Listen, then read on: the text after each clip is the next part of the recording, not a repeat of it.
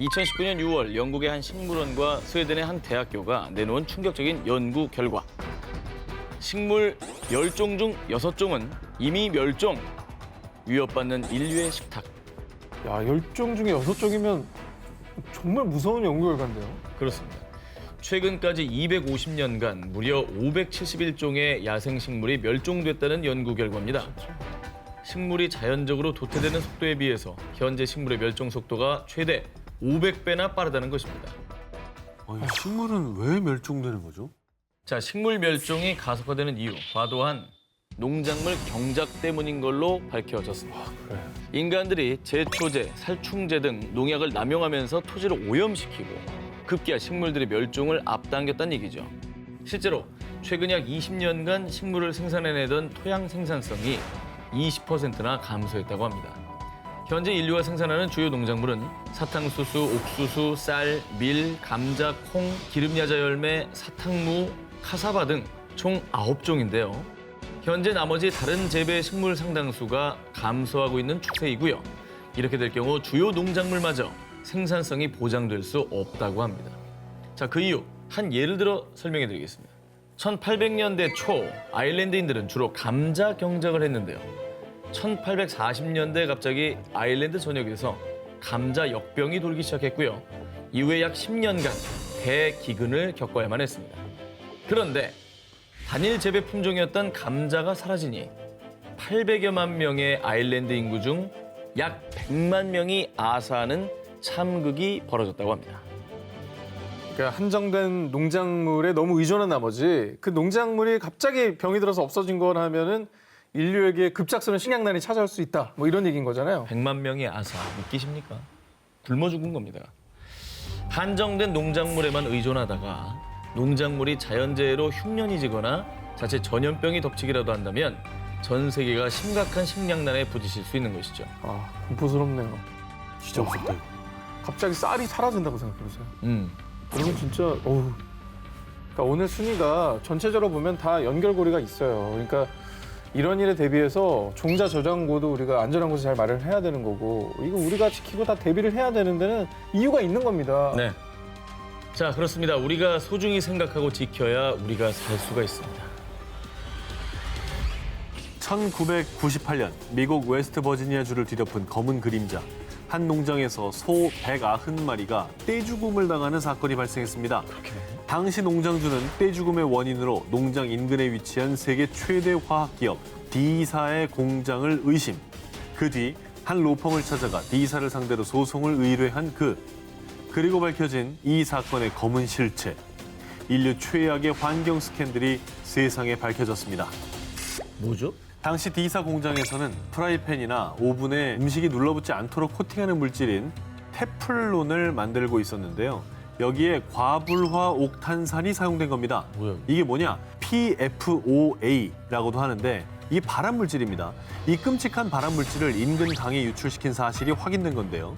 인체에 다량 축적되면 간암, 신장암, 갑상선암, 각종 암부터 불임, 폐하, 기형까지 정말 끔찍한 일을 초래할 수 있다고 합니다. 아, 저 발암물질을 그냥 버리면 어떻게 해? 아니 근데 그걸 알면서 배출했다고 하면 그게 어떻게 사람입니까? 아니, 모르고 했으면 그래도 뭐라고 할 판에 지금 뭐 근데 화학 알면서. 전문 기업이잖아요. 일단 에이. 알았을 것 같은데 발암 물질을 그냥 강으로 흘려 보냈다는 거예요 지금? 사람들이 마시는 물이잖아요. 지어서 오염시킨 거 아닙니까? 맞아요. 자, 그런데 또 한 번 밝혀진 D사의 추악한 민난.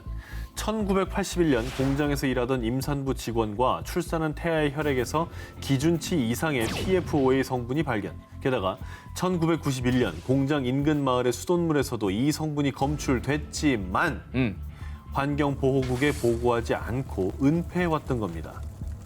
정말 끔찍한 게 테플론이 얼마나 독성 물질인지 자체 임상 실험까지 했다고 하는데요. 회사 노동자들에게 테플론 성분을 넣은 담배를 피우게 한 건데 악마 아니야 악마? 이후에 사람들은 두통, 메스꺼움 등에 시달렸습니다. 왜 피게 해요, 그걸? 임상 실험을 한 거죠. 그 악마네. 그러나 이 모든 걸 다 은폐하고 폐기물을 방류했던 거였습니다. 하지만 이미 밝혀졌을 땐 너무 늦어버린 상황. 이미 주민들의 몸속에 흡수된 독성은 그들을 고통 속에 몸부림치게 했는데요. 그래서 2015년 PFOA로 인한 질병에 시달리던 피해 주민들 무려 3,535명은 D사에 대한 단체 소송을 진행했고요. 그리고 지난 2017년 2월 미국 오하이오주 콜럼버스 지방법원은 D사는 피해자 3,535명에게 6억 7천만 달러를 배상하라 라며 한화 약 8천억 원의 보상금 배상 판결을 내렸다고 합니다. 아니, 뭐 보상 금액이 있다는 거는 다행이지만 이게 건강이잖아요. 사람 몸이고 이미 피폐해진 몸과 자연은 이 돈으로 보상할 수 없는 거거든요. 환경과 시민들의 건강보다 더 우선이었던 기업의 이익, 반드시 그 대가를 치르게 될 겁니다. 칠레 페토르카 지하수 고갈. 극심한 물 부족에 시달리고 있는 칠레 페토르카 지역. 그 이유는 바로 아보카도 때문이었습니다. 윙? 아보카도는 20가지의 비타민과 18가지의 아미노산 등 다양한 영양 성분이 함유돼 있어서요. 슈퍼푸드로 각광받으며 일명 녹색 황금이라고 불리고 있습니다. 자, 그런데 말입니다. 건강 푸드인 아보카도가 환경 파괴의 주범이 되고 있습니다. 자, 그 이유 아보카도의 이름은 고대 아즈텍에서 물을 많이 지니고 있다라는 뜻인 아우아카틀에서 유래됐다고 전해지는데요. 실제로 아보카도를 생산하기 위해서는 아주 어마어마한 양의 물이 필요하다고 합니다.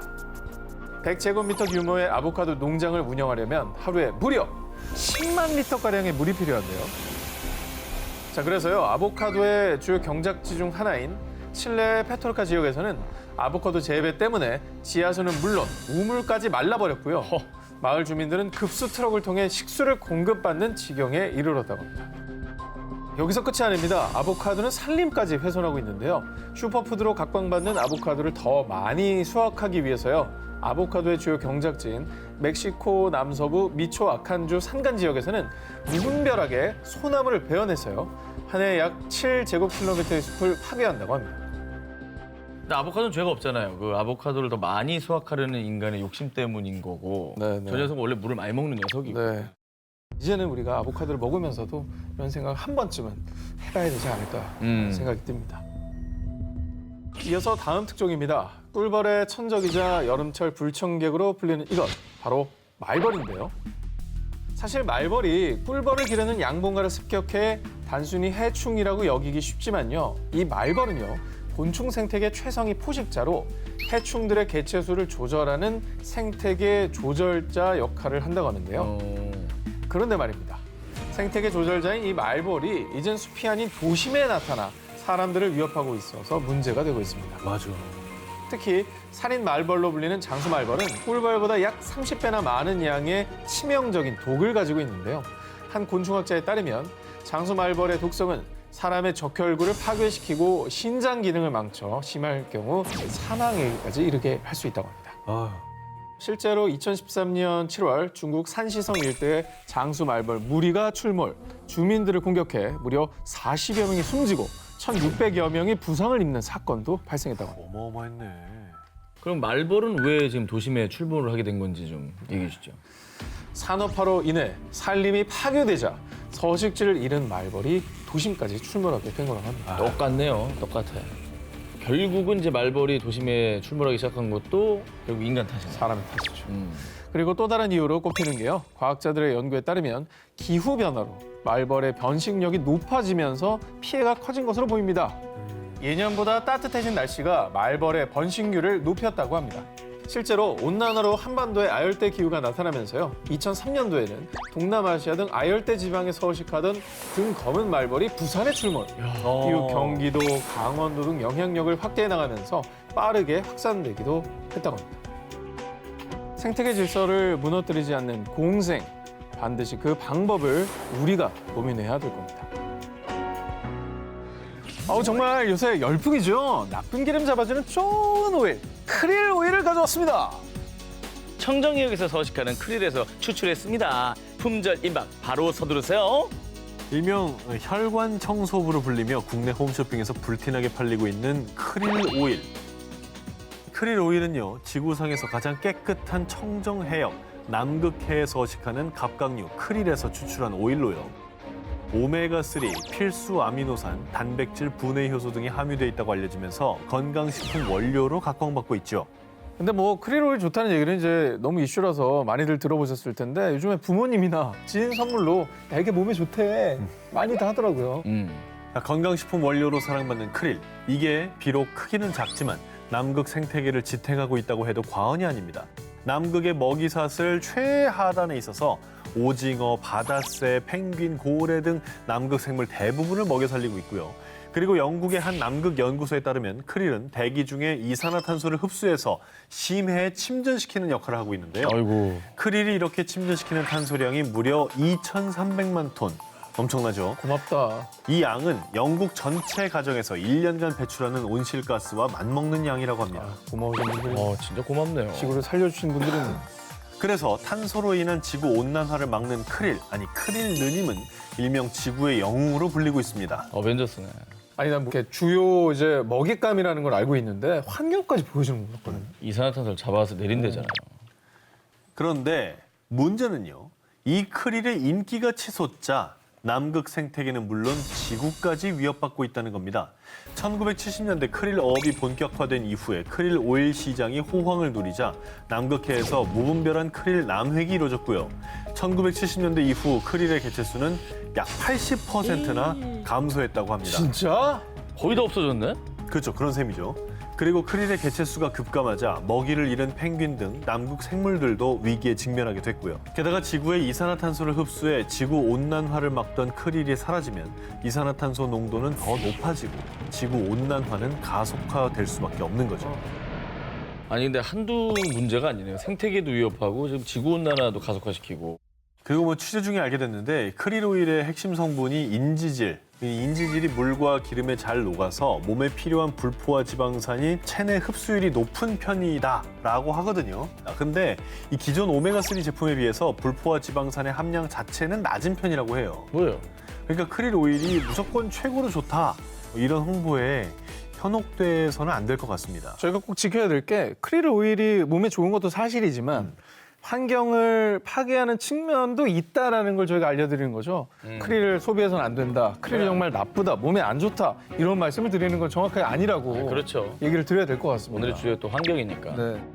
다행히 2018년 7월 전 세계 크릴 시장의 85%를 차지하는 크릴 어업체 연합은요. 2020년부터 남극해 크릴 조업을 제한하겠습니다. 라며 환경단체의 요구를 받아들인 거죠. 남극해에서 이루어지는 크릴 어업 활동을 제한하겠다고 전했습니다. 다행이다. 내 건강을 지키겠다는 욕심 때문에 지구를 위협해서는 안 되겠죠. 세계 곳곳에서 일어나는 자연 재난들이 만약 지구가 보내는 경고라면 믿으시겠습니까? 자, 2019년에는 브라질 각지에서요. 무려 8만 건 이상의 화재가 발생. 우리나라 면적의 3배 수준인 약 31만 8천 제곱킬로미터의 땅이 훼손. 자, 그리고 지난해 인도네시아에서는요. 산불로 인해 한화 약 6조 원에 이르는 경제적 손실을 입었다고 합니다.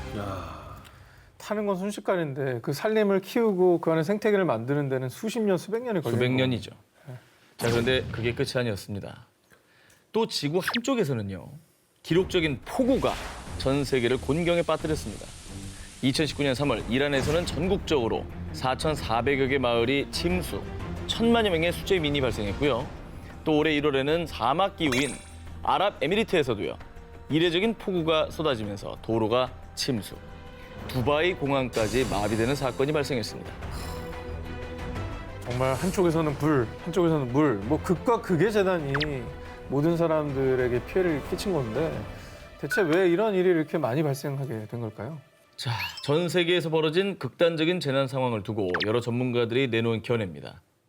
연구 결과 지난 50년간 인도양 쌍극자 현상이 더 일상화된 것으로 보입니다라는 의견을 내놨습니다. 자, 인도양 쌍극자란 인도양의 동쪽과 서쪽 부분에 해수면 온도 격차가 극심해지는 현상인데요. 인도양의 서부, 동아프리카는 수온 상승으로 강수량이 급증.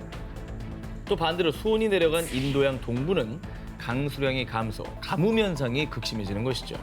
이쪽은 완전히 건조해지고 이쪽은 완전히 습해지는 거구나. 그렇습니다. 자, 그럼 그 인도양 동쪽 일대 중에 가장 큰 영향을 미친 곳이 어디냐? 바로 호주입니다. 잘 아시겠지만 호주 산불을 악화시킨 큰 원인으로 폭염과 가뭄이 꼽히기도 하죠. 균형이라는 게 이렇게 중요한 거예요. 그렇습니다. 정말 안타깝네요. 근데 인도양 쌍극자가 이게 뭔지는 설명해 주니까 알겠는데 이게 네네. 원인은 뭐 밝혀졌습니까? 잘 모르죠. 실제로 모르죠. 잘 모르겠어요. 모르죠. 자, 이렇게 인도양 쌍극자 현상이 일어나는 원인을 두고요. 연구한 전문가들은요. 지구가 뜨거워진 지난 50년간 인도양 쌍극자가 더 일상화됐습니다라며 지구온난화로 인한 재난에 무게를 두고 연구가 활발히 진행 중이라고 합니다. 지구가 뜨거워져서 빚어진 재난이 너무 많은 것 같아요. 그러니까 우리나라에서도 어떤 재난을 번질지 자연재해가 일어날지 남의 얘기가 아니거든요. 지구가 보내는 경고를 우리가 이 사인들을 무시해서는 안 될 것 같습니다. 이게 마지막 경고일 수 있습니다.